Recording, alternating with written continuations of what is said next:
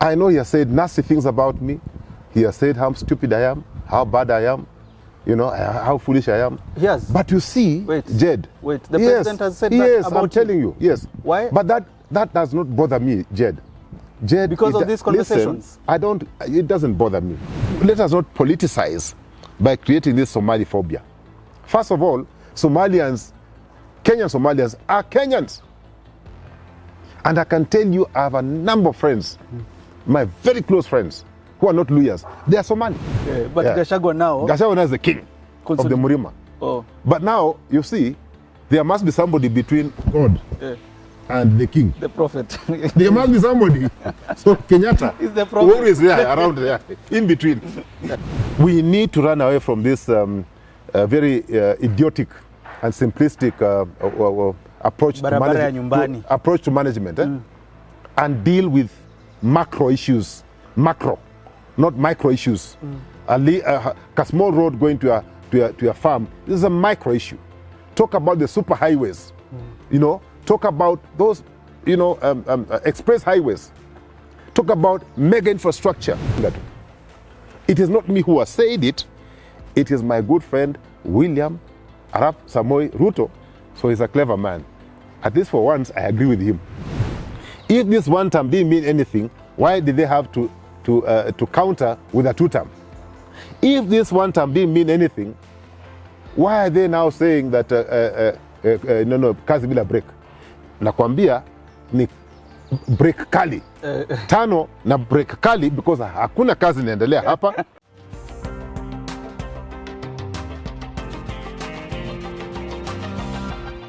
Great to see you. Hello there and welcome to Philip Kisia Unscripted on this particular platform, a platform that we decided to come up with to speak about ideology, to speak about things that can happen better for us. I'm so grateful that you take your time and you listen to us. I know this week I haven't uploaded anything because we've been here and there. Of course, housekeeping a little bit. I showed you that I received a mail from Google telling us that we'll be receiving some ads, which means that we will be getting some funds from Google every single time we upload. I'm so grateful that you do that. In case you're new here also, you can just go through the channel. You can see the conversations that we've been having, and if you subscribe to Conversations That Kenya Can Become Better, and if you're there and you're thinking how can you contribute, you can first contribute by subscribing, and then from there we can be able to talk even more. I'm here with Philip Kisia. He's a leadership and governance expert, former Nairobi town clerk, ex-KICC CEO. He's appearing weekly on this platform. It's part of his sort of duty now to speak to Kenyans and help Kenyans understand what is happening in the political and governance realm. Of course, I look good because I've been dressed by Dapper Drip Collections. They're located here at Lavington. They have suits for you and so many other casual wears. So in case you're thinking, how can I look like Jad today, you can go ahead and visit their platforms that are on the screen, or you can call them through the numbers on the screen. The suits are quite affordable, but also not that affordable for everyone. So you look unique in a way. Great to see you. How are you doing today? No, you're looking sharp, man. Yeah. You should have warned me. No, I wanted you first to see. So that I also get my mutumba from the wardrobe. But of course, if you're there and you'd like to also talk to our audience with regards to what you'd like to promote, we are here every single week and we can sell it to you. How are you doing? I'm good, man. Yes. How is life now? Well, I mean, we're trying to settle in. It's a new year. I saw Prof's video and he was saying, Kisia, you were saying there are things that you did, and now he's saying there are casualties after CJ's death. Oh, yes. Jed, I'm telling you, last week I told you, we Tirikis are lethal. Yeah, we are good people, but at the same time, we can be dangerous. And I told you, when a Tiriki says, you better duck. Do you agree with Prof that there are casualties already? I am telling you. There are people going mad? There are two people. Only Prof and I know about it. Two people. There's one now who is going helter-skelter, talking about his own things. He's talking like a madman. There's another one who is, I mean, if you look at him, he's as if he's been put in a freezer. He's just freezing. He is frozen. Those are not very good signs. And I can tell you, watch this space. They will not survive. We usually start with the reflections and highlights before we talk about what we're going to talk about today, because we're going to talk about truth today. We're going to talk about Gachagua has been speaking so much about you know, the Mount Kenya people and what is happening, and also we're going to talk about the opposition. What is there for the opposition to do now that we have Nyota programs, etc., to speak to Kenyans? But what have you been reflecting on? You know, Jed, we live in a country where, you know, I mean, sometimes you celebrate being part of this nation, but sometimes you get into depression. Not because you are not doing well, but because of extremely poor leadership, Jed. And I was reflecting this week. Yesterday, I watched a video that was aired by Citizen, my good friend Gatete. Please look for that video because it really disturbed me. It really disturbed me, Jed. Look for it. Uses the improvised equipment for daily locomotor training, holding on to the hope that one day he will recover and walk again. Forced him out of school, denying him the chance to sit for the KCSE in 2015. While his classmates were preparing for their final exams, his parents were instead moving from one hospital to another in search of medical help. In a desperate bid to save their son, they even sold the family land to meet the mounting medical costs. Even as he battled to regain his ability to walk, Kipkurui held on to another dream, to one day sit for the KCSE, excel, and pursue a career in computer science. A decade later, in 2025, that long-held dream finally became a reality. Tuliregister huko, and then nikakuja kusoma nyumbani the whole of last year. Nikajisomea nyumbani, and then juzi tukaenda kufanya mtihani when the time was due. And then nilikuwa leading huko Borborwet Secondary School with my results B-stand. He emerged as the top student in the school, where only 18 out of 128 candidates attained a grade of C+ and above. Oh, that young man, a decade without going to school, comes back, becomes the top student, and you wonder, where was everyone in these 10 years that you become ill and you're not going to school, and now he's looking for sponsorship to go to do computer science? You know, Jed, and I beg the president, who is my good friend, His Excellency, no, he's not now. William he's not. Samuel Arap Ruto. Maybe he used to be. When I speak truthfully, it is because I care for this country, I love this country, I love our people, and I don't hate him. I know he has said nasty things about me. He has said how stupid I am, how bad I am, you know, how foolish I am. Yes. But you see, Jed. Wait, the president has said that yes, about I'm telling you, yes. Why? But that does not bother me, Jed. Because of these conversations? Listen, it doesn't bother me. Let's move on. It doesn't bother me. Jed, what I'm saying is, only a truthful friend, an honest man like Philip Kisia, would tell you, my friend, you are naked. So when I make an effort to tell my good friend and my president that he's naked, it is not because I don't like him. I cannot say I love him because he's not a woman. Yeah. I can't say I love him. But, you know, really, Jed, I don't hate him. But a good friend will always come to you and tell you you are naked. And because I don't have an opportunity to tell him in private, I can. This is the only forum I have to tell him, because people have refused to tell him the truth. But let me get back to this video of this young man, Alex, who 10 years ago was involved in an accident while playing, I think it was rugby, not rugby, but basketball in Kericho High School. 10 years later, and within the 10-year span, 1 decade, the man was home. And you have seen the family. The family is a poor family. They have been struggling for a decade to try and give him medical attention. 10 good years of a young Kenyan wasted. 10 good years, Jed. Even a child who was born is now in class what? Almost class 5, I don't know. Yeah. Okay? Yeah. You can imagine what you've done to this young man. A brilliant Kenyan. And because of our recklessness, our stupidity, our inability to provide good leadership, 10 years of a young man has been wasted. This man went to a local school, but Barbor West, something like that. Barbar Wet, something, school.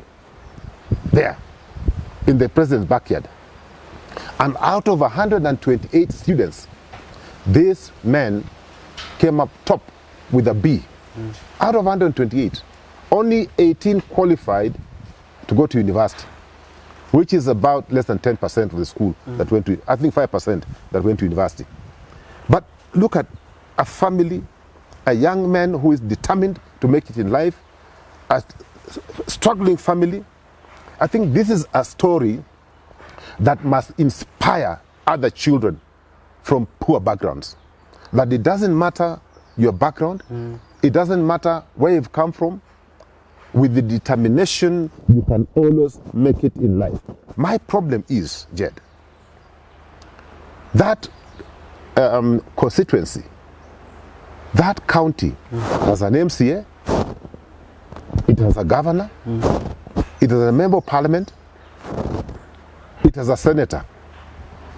All those characters could not identify this deserving case of a Kenyan to give him medical attention, to get him treated, and to get him back in school.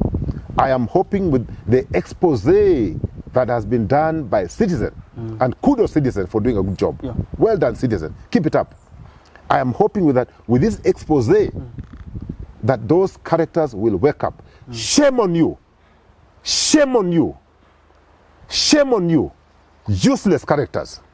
And this is just one story. We don't know how many shame stories are on there. you. Shame on you. This is just one case that has been highlighted. There could be many more. But for this one that has been highlighted, I'm hoping that the people responsible from that constituency, from that county, will be bold enough to take action. But again, I saw some statue.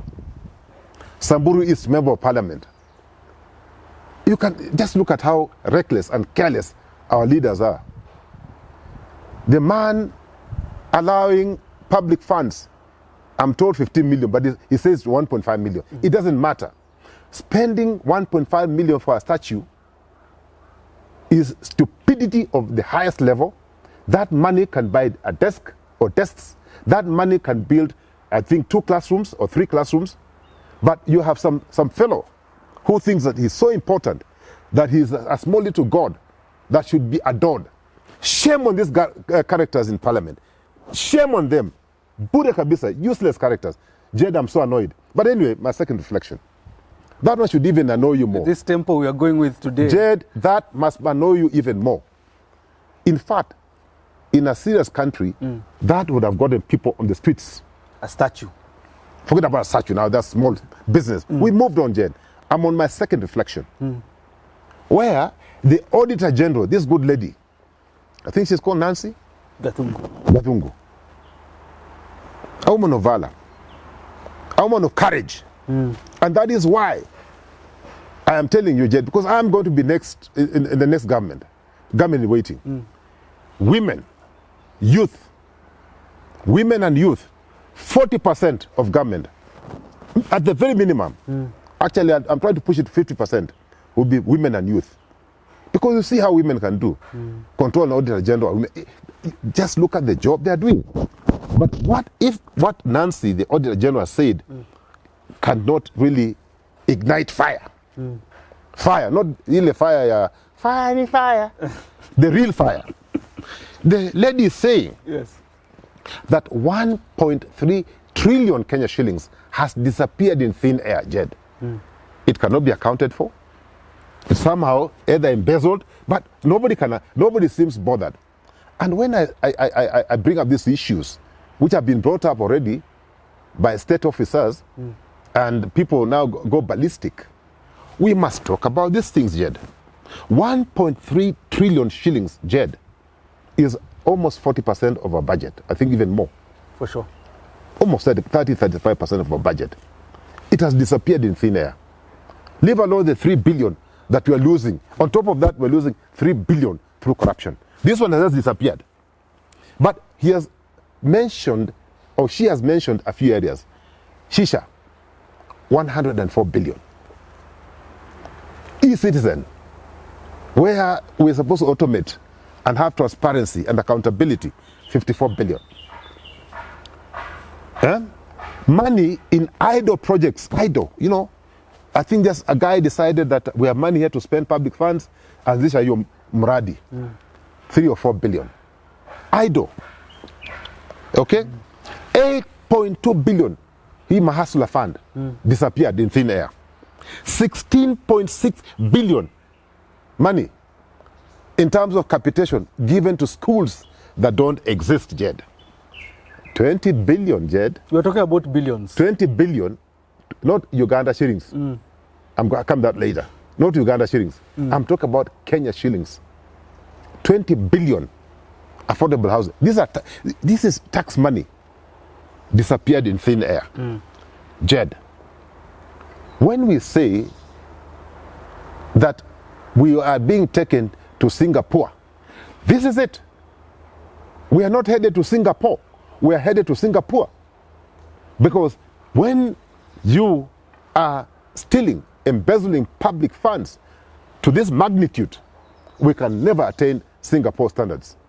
Because in Singapore, when you steal public funds, you get your head chopped off. Chop, chop. Okay? You don't get a kiss. You don't get a pat on your back. You chopped off. You chop off. I wish I was president of this country even just for 12 months. And now we have human rights. I can tell you if I had, I'm telling you, Jed, a guy who steals 1.3, I will not listen to anybody. You steal public funds, 1.3 trillion, I will not listen to anybody. You think that even if Trump came here, even if Trump came here and I'm the president, I will not listen to him. You think that I can tell you, I'll do a Traore. He was given a chance to lead this country for 12 months. How can you steal 1.3 trillion shillings? 1.3 trillion, Jed, and you expect to be a Singapore. Shame on these people.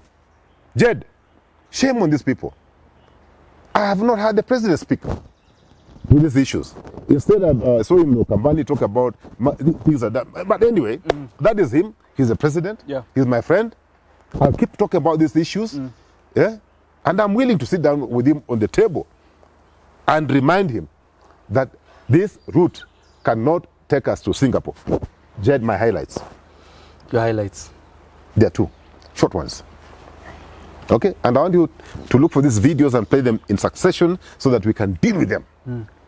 One is by my good friend, Yoweri Kaguta Museveni. Yeah.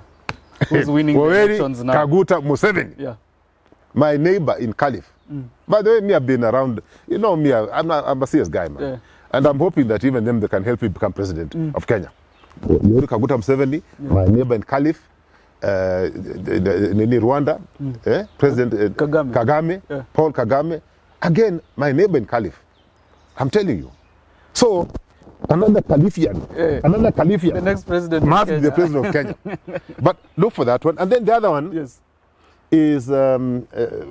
Ruto's tour in Murima.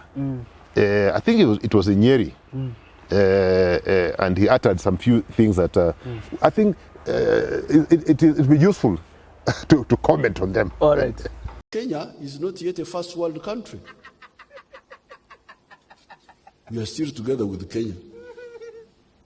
In spite of monopolizing the market of Kenya and the market of Uganda during the time when the Ugandan economy had collapsed, still Kenya is still, are they classified as a medium income country or something? Middle income country now. What is the GDP per capita? About 1,000 or something? I will have to get the figures. But they are not very far from us. So that's why when I hear, Kenya is what? I said, please, don't waste my time comparing pygmies. Which pygmy is slightly taller than the other one?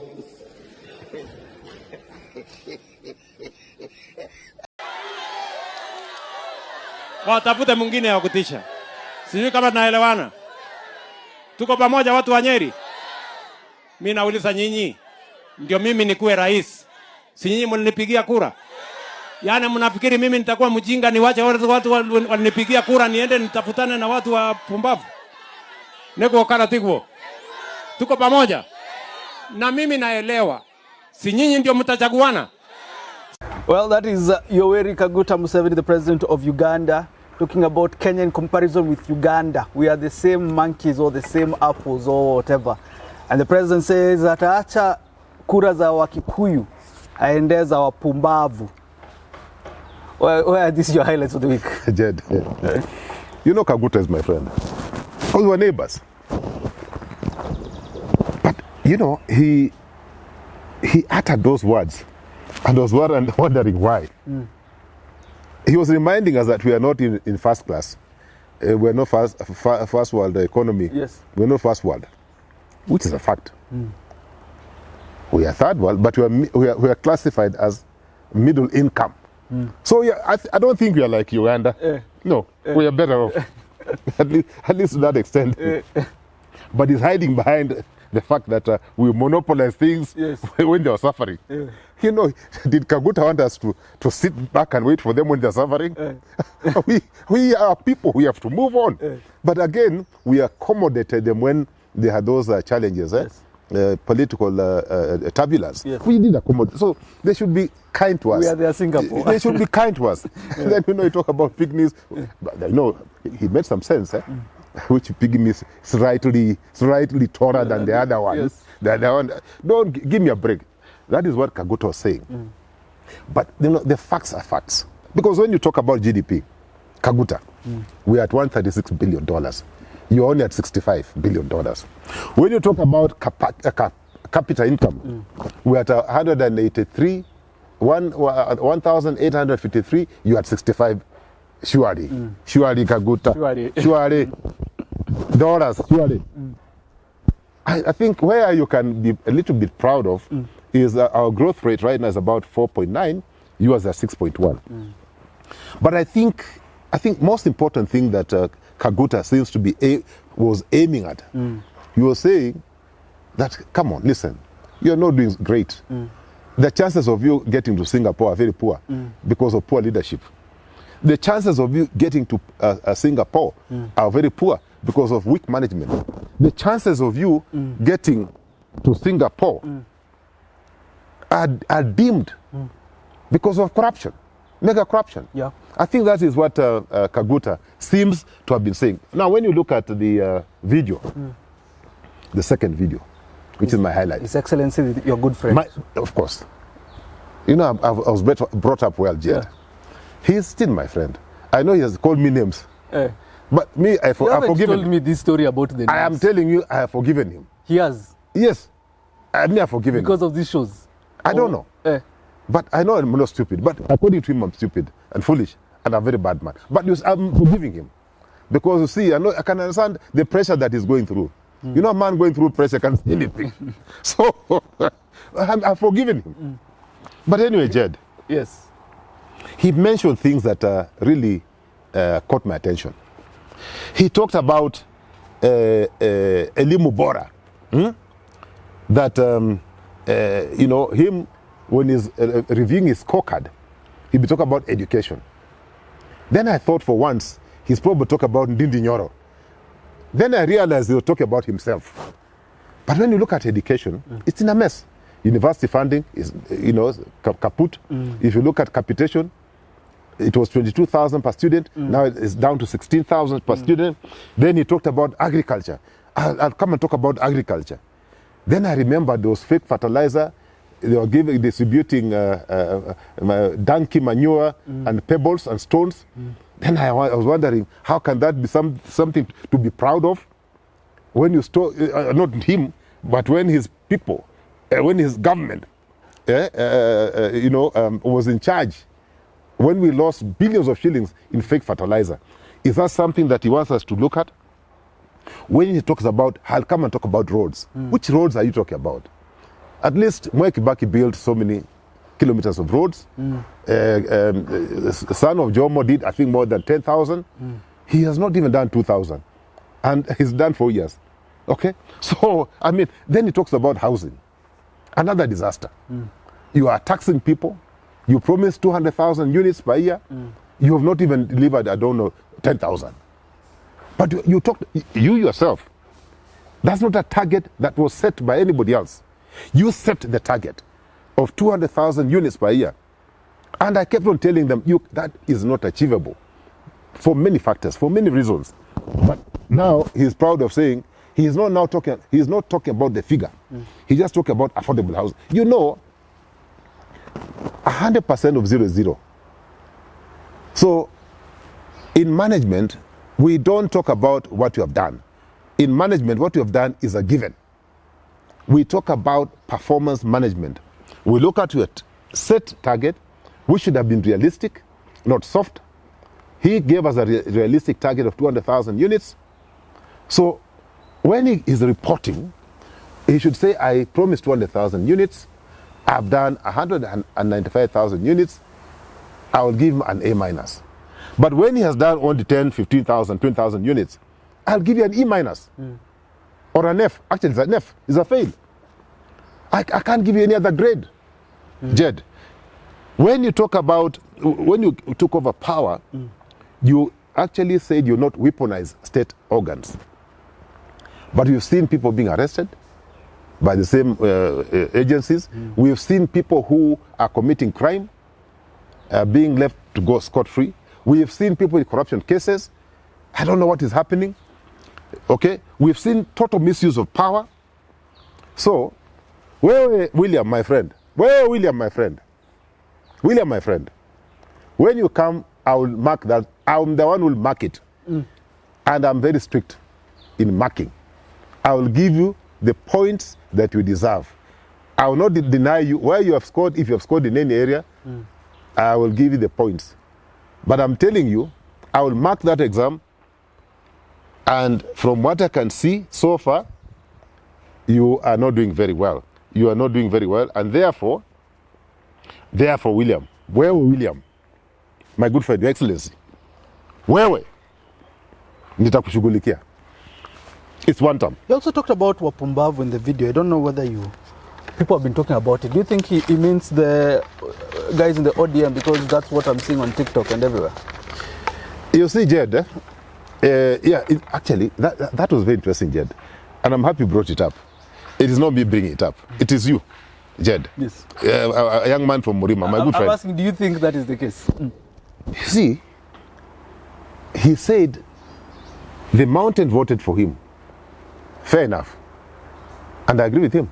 The mountain gave him over 4.5 million votes. And therefore, only a stupid man who ran away from 4.5 million votes. On the other side, the people who didn't vote for him are known, including me. Luyas didn't vote for him. Luos didn't vote for him. The Costarians didn't vote for him. Kambas didn't vote for him. So when he says that Wapumbafu, who is he directing the finger to? It is not me who has said it. It is my good friend William Arap Samoei Ruto, who has said that Murima give me votes. The other guys are Wapumbafu. I cannot rely on them. So he's a clever man. At least for once, I agree with him. For once, I agree with him.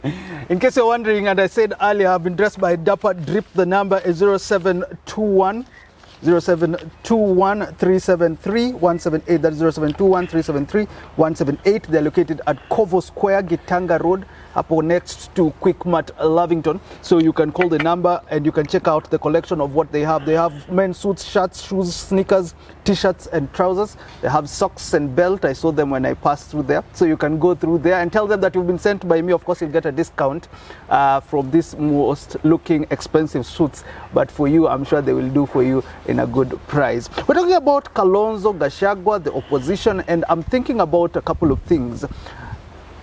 Rigathi Gachagua has been called a truthful man. Now he's talked about grade 10 placement, saying why aren't Murima people getting slots? Why are schools in Northeastern? Why aren't they being developed?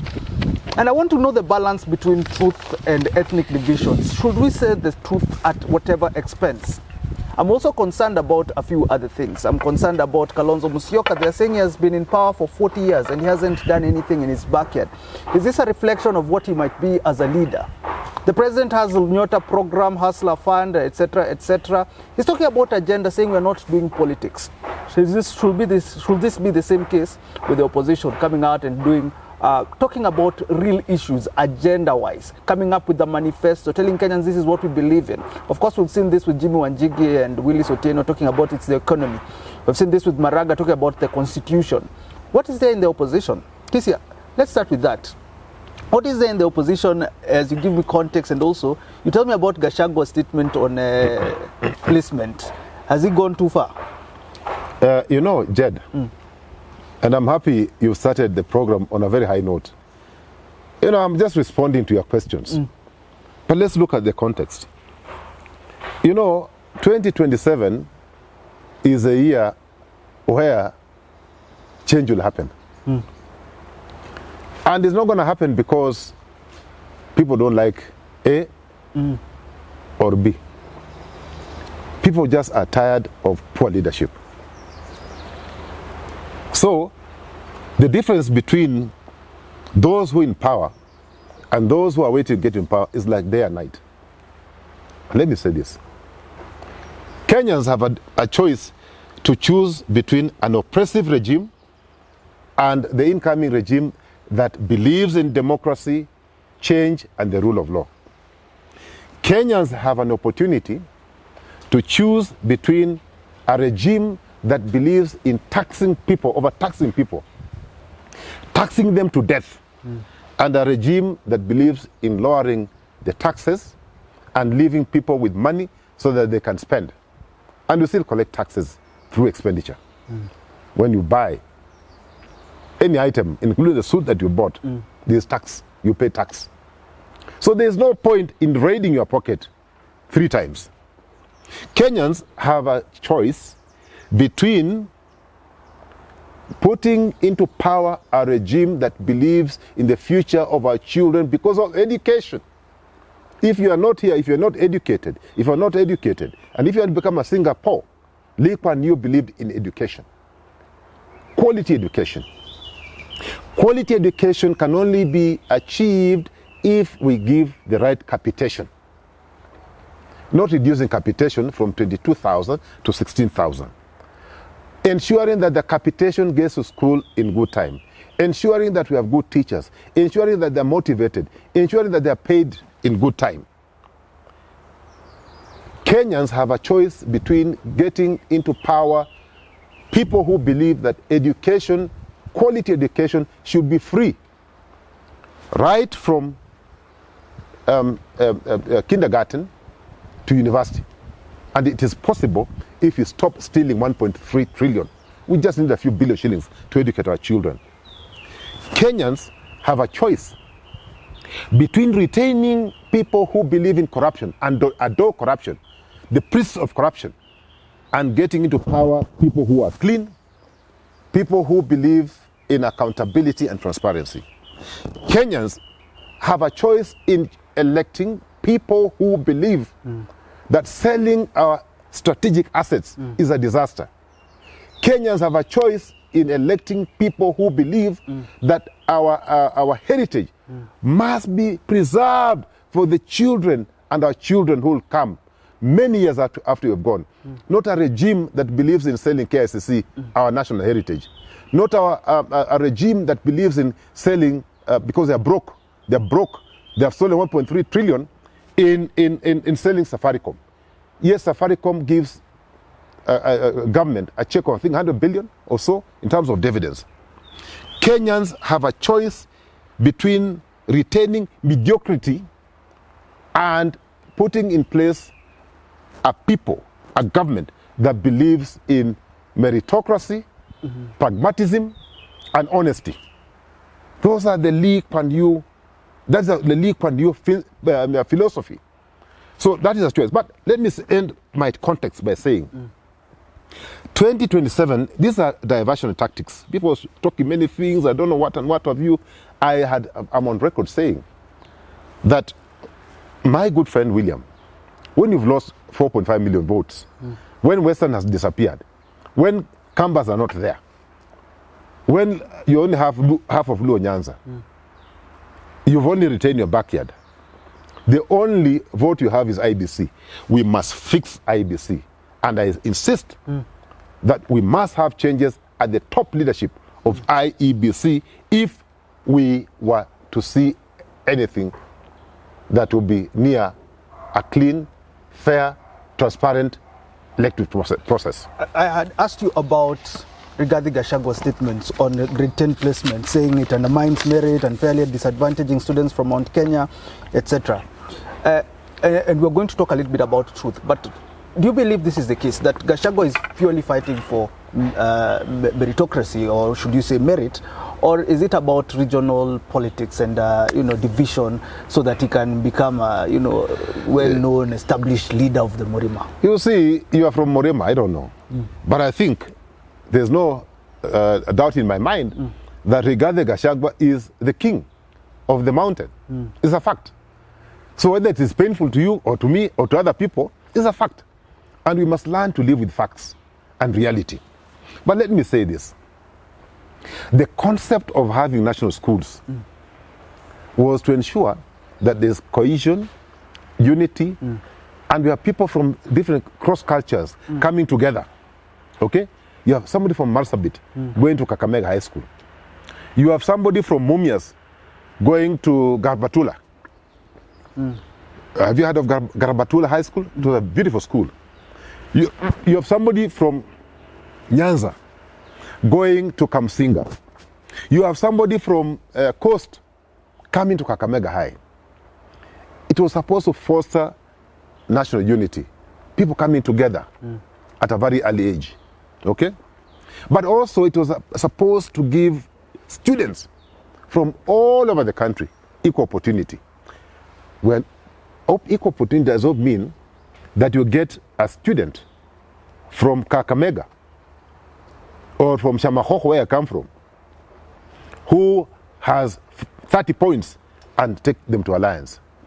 And yet there's a student from Kiambu with 65, 68 points denied a chance. What we are saying, and I think that is what Gachagua is saying, these are our children, Jed. These are our children, all of them. They must just be given equal chance. So these spaces we have at national levels must be given on merit. And I don't mind if the local, because that school is in a certain locality. For you to get local support, you must give them their quota. We must come up with a system which says that if a school, Kakamega High School, is in Kakamega, the people of that area should be given their quota, maybe 30%, and then 70% from the other regions. But I think what we need to look at, the other fundamentals. Devolution was supposed to equalize. Devolution was supposed to make sure that other places which had been ignored from independence have something. 13 years after any devolution, Jed, 13 years, the same areas don't have national schools. The same areas are lagging behind. The same areas have mad primary schools. The same areas, they don't have teachers. They have no infrastructure.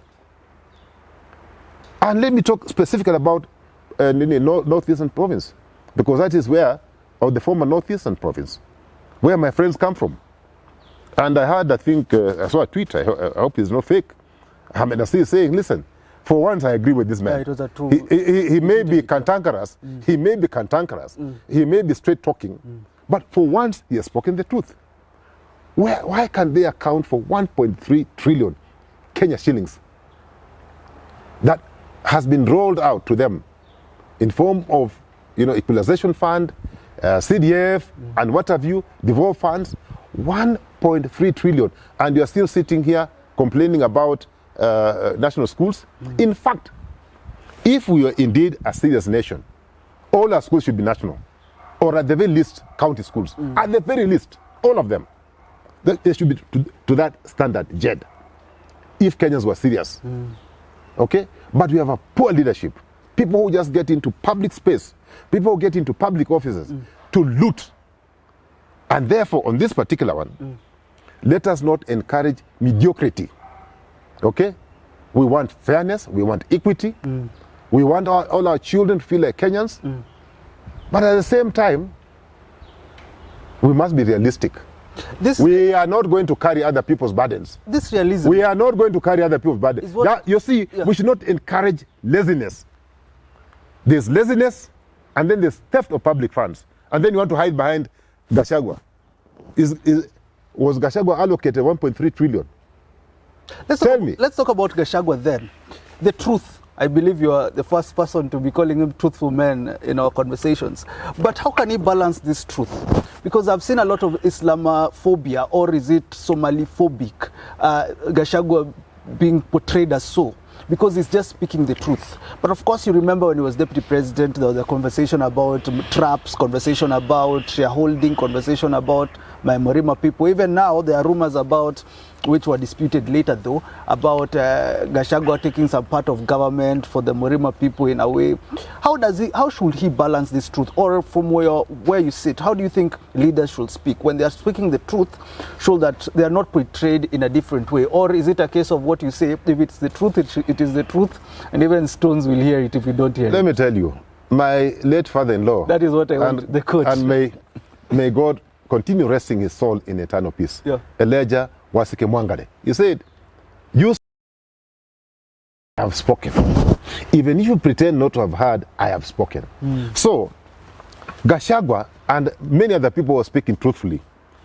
You know, truth is truth. It can be said quietly. It can be said with a high tone. Okay? But truth remains truth. You know, I think let us not politicize by creating this Somali phobia. First of all, Kenyan Somalians are Kenyans. And I can tell you, I have a number of friends, my very close friends, who are not Luyas. They are Somali. We must respect Somalis for being hardworking. We must respect Somalis for being honest. You know, a Somali, you'll cut a deal. Yeah? You just cut a deal, and you shake hands, and you move on.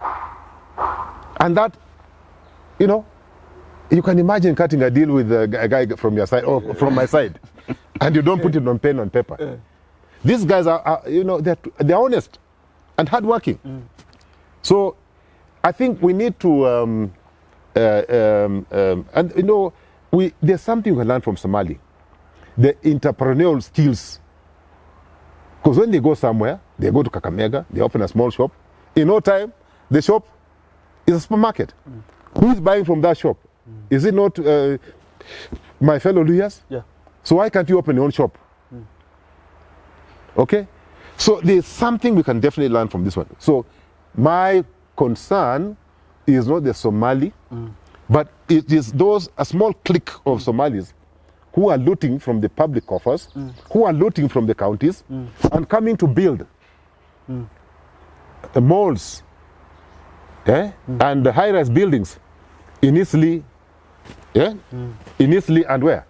And South Sea. Yeah. So that is where the problem is. The problem is not with the Somali community. Let us catch the thief. Let us stop generalizing. Say Somalis are... So there are Somalis who are suffering like you and me. Okay? So a thief is a thief. Whether it's a Somali, whether it's a Luhya, whether it's whatever you want to call it, a thief is a thief. Do you think Gachagua should change his approach on how he communicates? No. Why? Why should he? Gachagua cannot be Jed. Jed cannot be Philip. People communicate differently. So long as he's speaking truthfully and not abusing anybody, okay? But saying the truth as it is, so be it. So be it. You know, Waswahili anasema ukweli unaumiza, sio? Yeah. Ukweli unaumiza. So actually, let's not look at the messenger.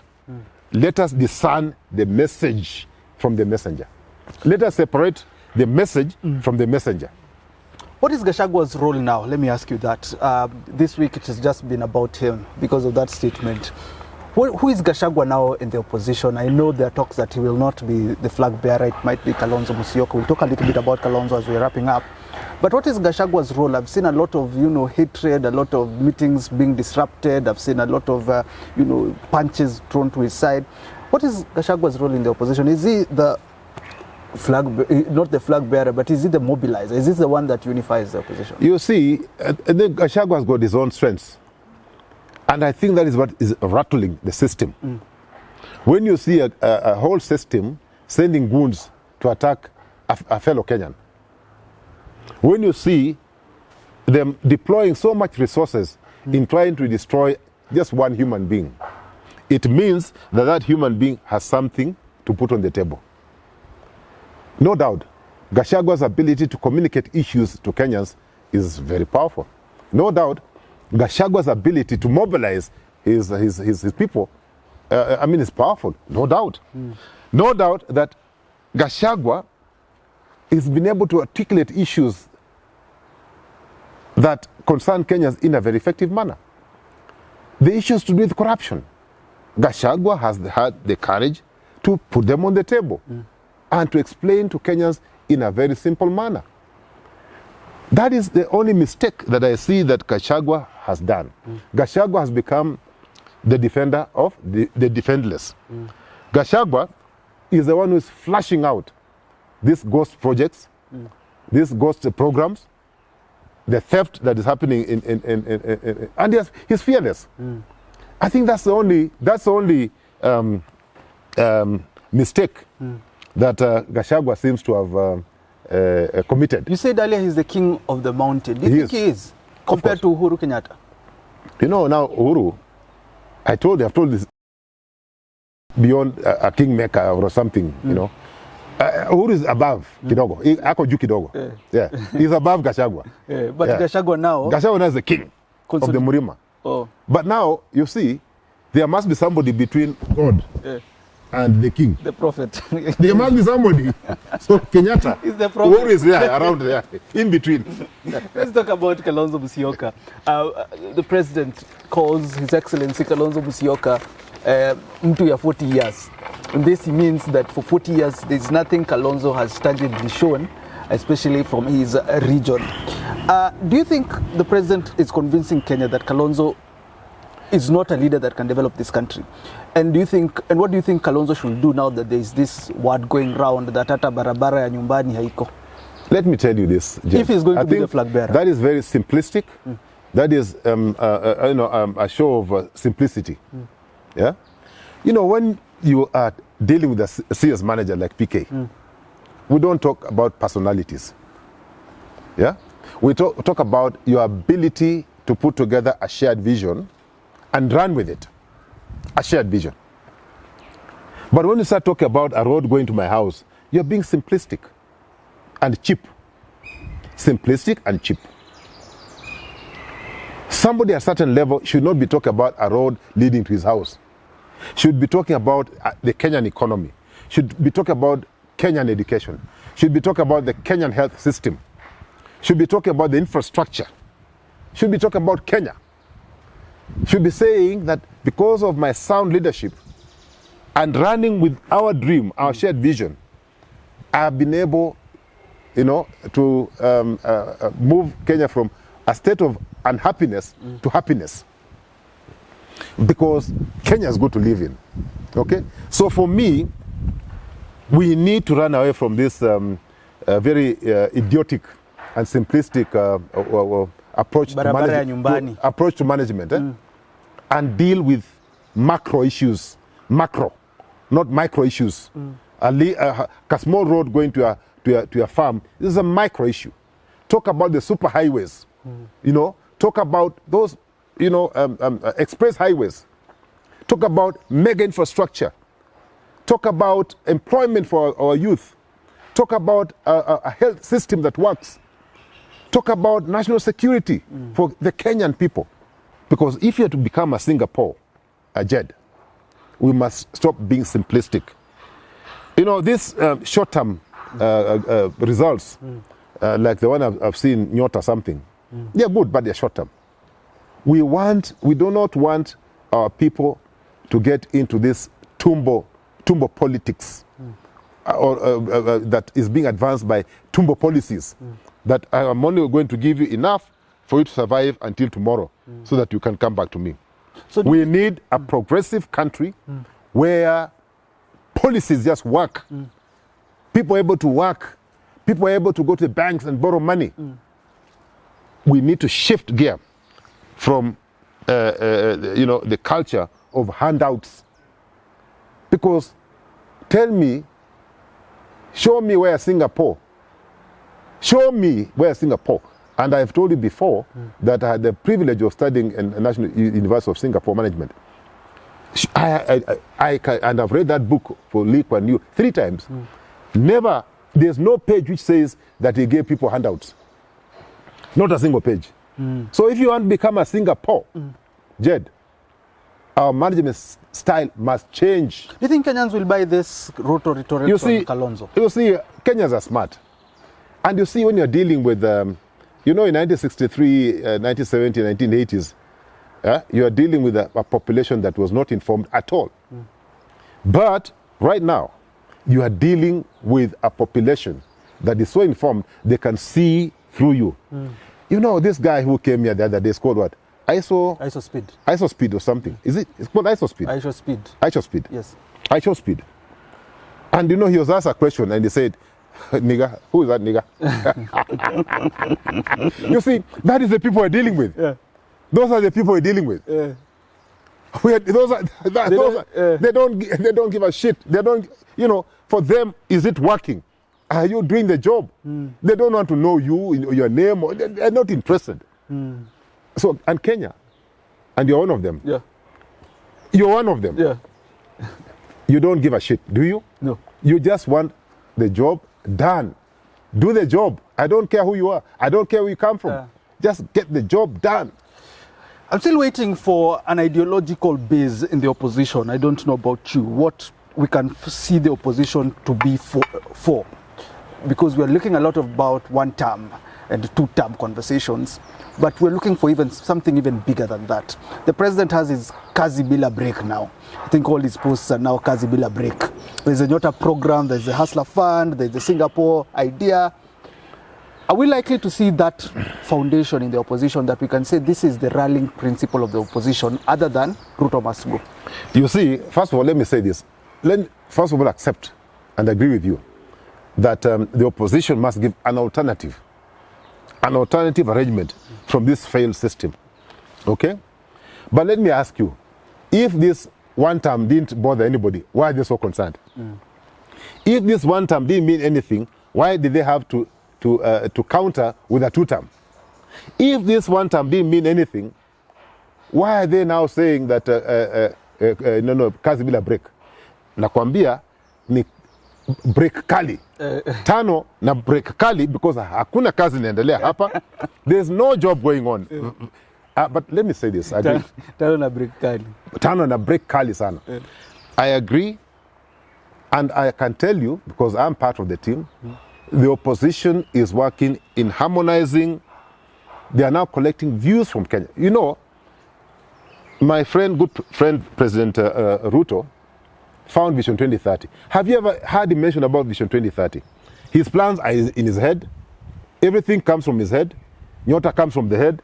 Everything comes from the head. Bottom up comes from the head. You know, you are not running a family. You are running a country. And a country called Kenya has a vision called Vision 2030. Your reference point is Vision 2030. Anything that you draw, the pillars of Vision 2030, that is where you should be talking about. You should be addressing us from Vision 2030. But if you want to know that these guys are not managers, Vision 2030 is about to expire. By the time we get to 2027, we'll have how many years left for the vision to expire? Three.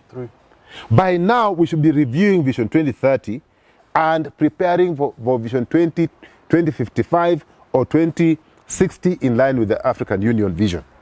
Okay? But because we are short-term managers, short-term, we're not long-term, we're not visionary. We come up with small little things to appease people, short-term gains. We are not interested. So, for those of us who are in opposition, I agree, Jed, it is time now we harmonize our manifesto and deliver one manifesto probably by July. It is now incumbent, because this government is not prepared to reference to Vision 2030, which is our shared vision. It is now time we start reviewing Vision 2030 as a government in waiting and preparing for the next vision of this country. Because, you know, you can't run a country without a vision. And the vision, Jed, must be a shared vision. It must be shared, Jed. Shared vision. But when you talk about your own things, plan, I don't know nini, how on a plan, mimi niko na plan. We are not interested with your plan, Jed. Please, we are smart guys. Call us, talk to us, so that we can develop a shared vision. Your job, once you take over, is not to do anything else, but to actualize the vision through your tactics, to your strategy. But the vision is a country vision. Your job, you must tell me. He has never told me, he has never told Kenyans that he has better strategies in actualizing the vision, that he has better tactics in delivering the vision. He just talks about niko na plan. Come on, Jed. Let's get serious. Let's get serious. That is Philip Kisia at this particular conversation, talking about the opposition, what next. Of course, I've told you I've been dressed by Dapper Drip. You can visit them at Kovo Square. The number is on the screen. But just as always, final remarks. As Kisia says, we need, even if the stone does not listen, at least he has spoken. That was my late father-in-law, Elijah Wasike Mwangale. But as we're closing, Jed, yes, because we must close and end. It's a Friday, and I'm hoping you can take me. They also need to give me a suit, man. Let me say this. I'll talk to Peter from Kovo Square. Peter from, please talk to him. There's this Nigerian priest. There's a video which has been going around. He's talking about good leadership and why it is important for a nation to focus on leadership. He is making reference to Nigeria. But where there's Nigeria, I want you to replace with Nigeria and put Kenya. Okay. Get that video. People who speak good English, but you idolize politicians whose grammar is fighting for destiny. You defend leaders who cannot operate email. You clap for people who cannot debate, cannot explain policy, cannot understand economy. Let me ask a simple question. How can a nation rise when its citizens prefer packaging over competence? In Nigeria, a man with ideas is proud. A man with vision is a too known. A man who asks questions is troublesome. But a man who steals money is a honorable. My people, this is madness. We cannot continue like this. A country that celebrates mediocrity will always produce mediocre results. A nation that shouts, "Leave him, God will judge," every time a thief is caught, will never progress. And let me shock you, some Nigerians don't want change. They want a better oppressor. They don't want good leadership. They want their own thief to enter office. They don't want justice. They want their tribe to win. Is that how nations develop? Is that how Singapore became what it is? Is that how Rwanda became clean? Is that how UAE became paradise? No. Nigeria is not moving forward because we treat leadership like tribal competition instead of national responsibility. It's leadership, the importance of good leadership, Kisia. Correct. God bless that man of God, truthful men. Not like ours who go to State House to collect brown envelopes. But he's saying that we must not elect corrupt leaders. That's what we've been talking about today. Corrupt leaders versus leaders we must celebrate. And we should not celebrate failure. We must put in office people who understand management, people who are good leaders, people who are corrupt-free. He has warned us, and I'm warning Kenyans, don't give leadership to people who have destroyed our education system, people who are likely to completely ruin our education system. Put in place people who believe in sound education system. Don't put in place people who have this, nowadays we see Dr. So-and-so, Dr. So-and-so. Me, I've refused, by the way. I've been offered doctorate. I said I must earn it. And Jed, I may be running away from your space because I want to go back to school. So that I can be called Dr. Philip Kisia. I want to own. I don't want to be given. I've been given by reputable universities. Say, please, I've done so much work. No. Sitaki. The guy has warned us, that success cannot be delivered through mediocrity, but meritocracy. He has warned the Gen Zs, and I'm warning you, Jed, don't idealize mediocrity, stupidity, poor management, just because a guy is flashy. Whatever the guy is putting on, or the cars that they are driving, is totally public funds. Okay? So, and also, people ask questions like me. People ask hard questions like me. Don't hate us for nothing. Please. We're just asking questions to help you govern. And the people who don't ask questions are actually dishonorable. They are not supposed to have that title, honorable, because they are dishonorable. Finally, Jed. Kenyans have an opportunity to choose between oppressors and guys who don't believe in democracy, and put into office people who believe in democracy and rule of law. Finally, Jed. Kenyans must avoid the route to Singapore, because you Kenyans are not Singaporeans. Kenyans, you're smart guys. Let us work towards attaining better than what Lee Kuan Yew did. Thank you. Thanks for tuning into that conversation. Remember, if you haven't subscribed, please do so. Come to check if you think that you have. This is a fairly new platform. I think we've been here for a month. Thank you, Kisia, for making time for us every single week. We really do appreciate. Also, you can check the comment section. Share this video with as many people as possible so that we can reach those who are in power for the betterment of this country. Goodbye for now.